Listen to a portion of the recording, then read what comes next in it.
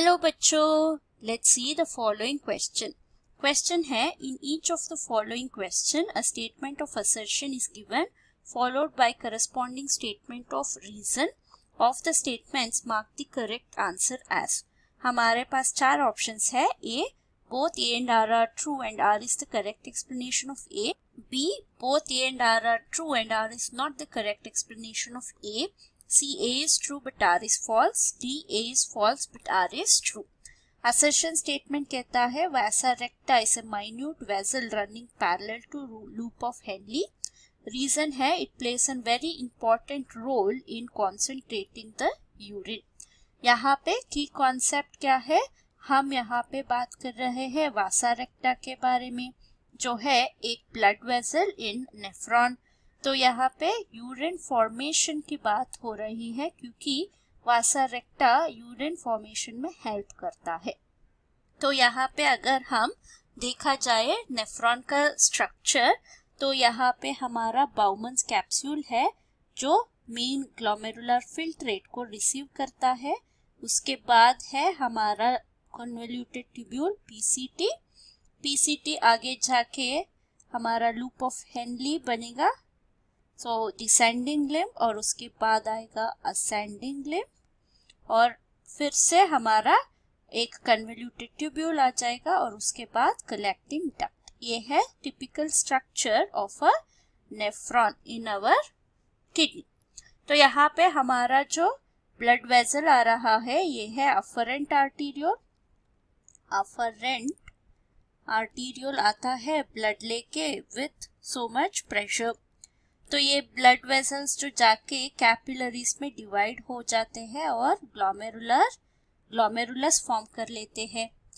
तो इससे फिर से कैपिलरीज जो है फ्यूज होके क्या करेंगे, यहाँ पे हमारा जो कन्वोल्यूटेड ट्यूब्यूल्स के पैरेलल रन करते हैं, हमारा लूप ऑफ हेनली पैरेलल ऐसा रन करते हैं और जाता है यहाँ से हमारा रीनल वेन को ज्वाइन होने के लिए, रीनल वेन बन जाता है।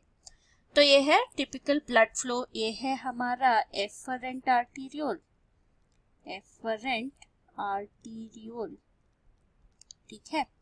तो यहाँ पे हम ग्लोमेरुलस तो जरूर लेबल करना चाहिए क्योंकि ब्लड जो है ग्लोमेरुलस से निकल के हमारा बाउमन्स कैप्सूल में आ जाएगा। तो इस बाउमन्स कैप्सूल में जो भी फिल्ट्रेट आता है उसको हम ग्लोमेरुलर फिल्ट्रेट बोलते हैं।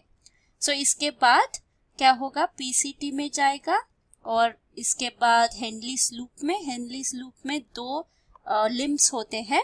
ये है डिसेंडिंग लिम्ब और दूसरा जो है वो असेंडिंग लिम्ब होता है। ये दोनों लिम्ब जुड़ा के हम लूप ऑफ हेनली बोलते हैं। तो ये दोनों का नाम है लूप ऑफ हेनली, ओके। और इसके बाद जो है हमारा फिल्ट्रेट यहाँ पे यानी डीसीटी में चला जाएगा, उसके बाद कलेक्टिंग डक्ट।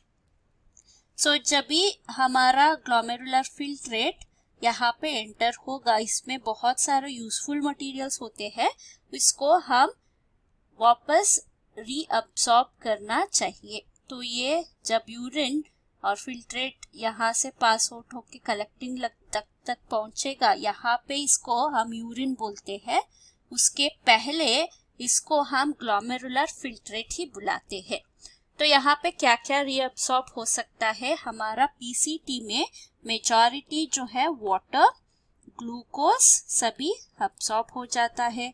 डिसेंडिंग लिम्ब जो है परमिएबल टू वाटर है, तो हमारा फिल्ट्रेट से ब्लड में क्या क्या जाएगा, सोडियम चला जाएगा, Na+, वाटर भी चला जाएगा।